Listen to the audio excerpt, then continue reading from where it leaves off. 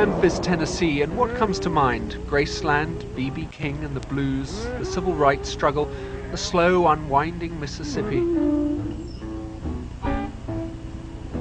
But beneath these old ways, a revolution is developing. This familiar black and white world is being shaken up by a new force.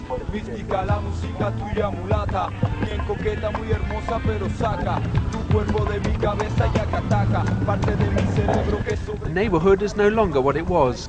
What we have over here on this wall is some Hispanic graffiti. We're in an area of town commonly referred to as Little Mexico, where you have two rival Hispanic gangs crossing each other's names out.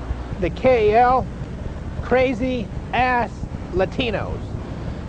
But I want you to know tonight that we as a people will get to the promised land. The accepted history of the Deep South has always been two-tone. For 300 years, its politics dominated by the brutal dynamics of race. By the time Martin Luther King arrived in Memphis to support a strike by black garbage workers, it was all coming to a head. A few nights later, King delivered one of the most famous speeches in American history. We've got some difficult days ahead, but it really doesn't matter with me now, because I've been to the mountaintop. It seemed he was foretelling his own death. This is the Lorraine Motel. In April 1968, Martin Luther King was assassinated while standing here on this balcony by a gunman from across the street. Martin Luther King was, of course, only a part of the long struggle by blacks in the South to rid themselves first of slavery and then segregation. But many of the Hispanics pouring into this town know nothing about what happened here.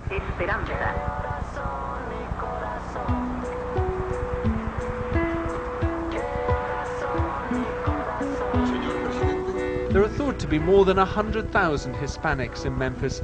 Nobody knows for sure. Most of them are illegal immigrants living and working in the shadows. But everyone agrees that they are the fastest growing segment of the population in this city. They're bringing in their own culture and unconsciously diluting what has gone before them.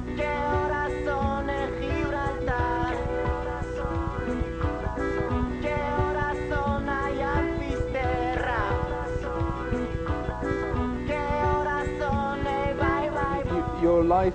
Nikolai Salamanca is a packer in a factory who came to Memphis from Mexico with his wife and 3 young children. Are you aware of the history of the struggle between black and white? Sí, sí he escuchado mucho acerca de eso, pero yo diría que esos fueron tiempos pasados. Lo que pasó, pasó, y nosotros hispanos no tenemos nada la culpa ni tenemos por qué pagar algo que nosotros ni siquiera en nuestro país nos dimos cuenta. So it doesn't mean anything to you? No.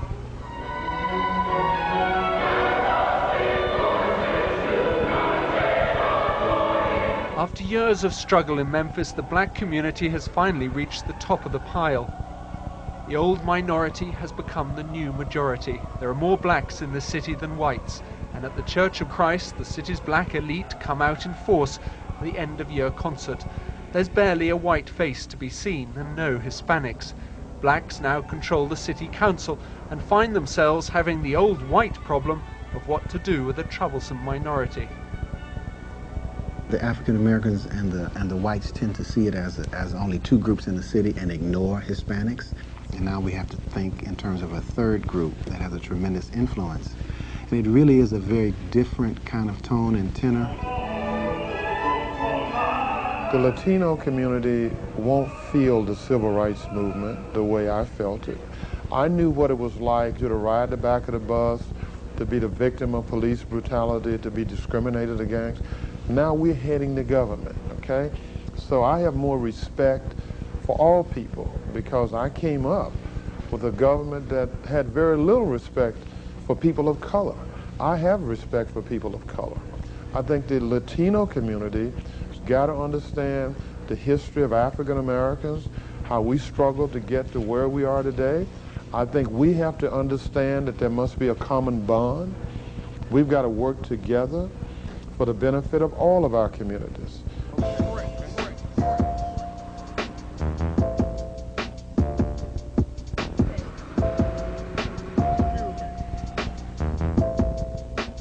ghetto. This is what we call poverty. But the mayor's talk of respect and inclusiveness doesn't extend to the street. If you're poor and black in Memphis, you see Hispanics as a threat not so much to your past, but to your future livelihood.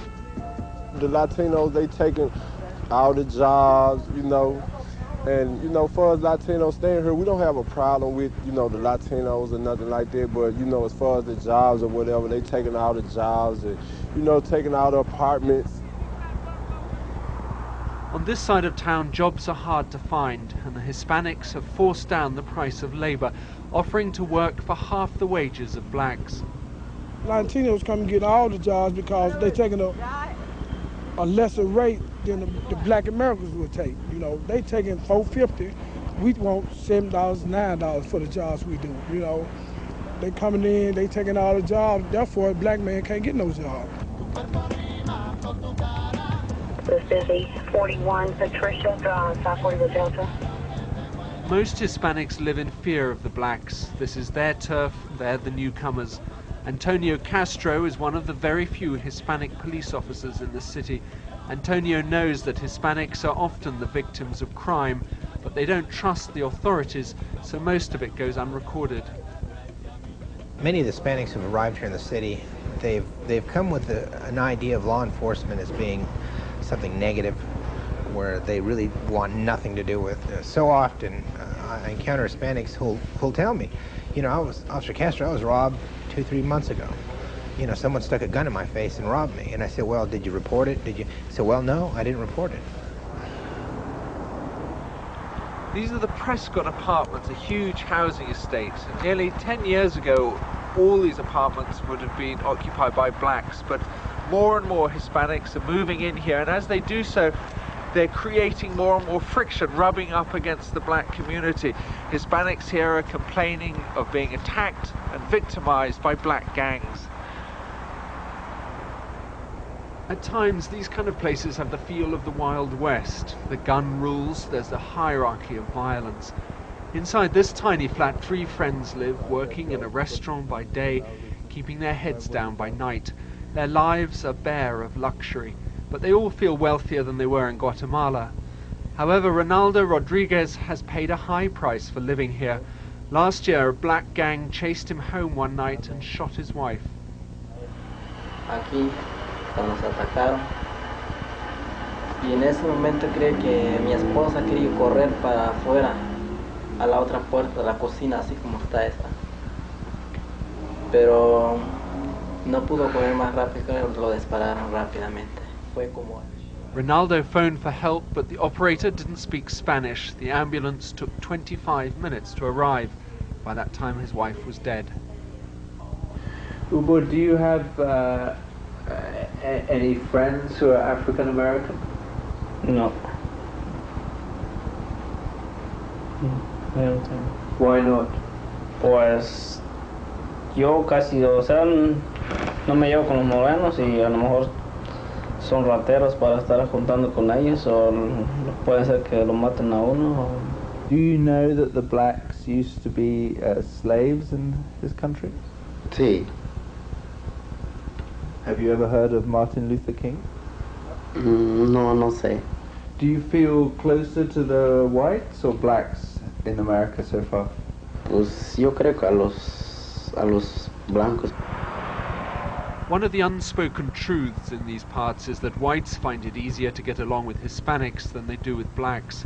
Whether it's the old scars of slavery and segregation, who knows? But certainly the relationship is a lot less complicated without the prejudices of the past.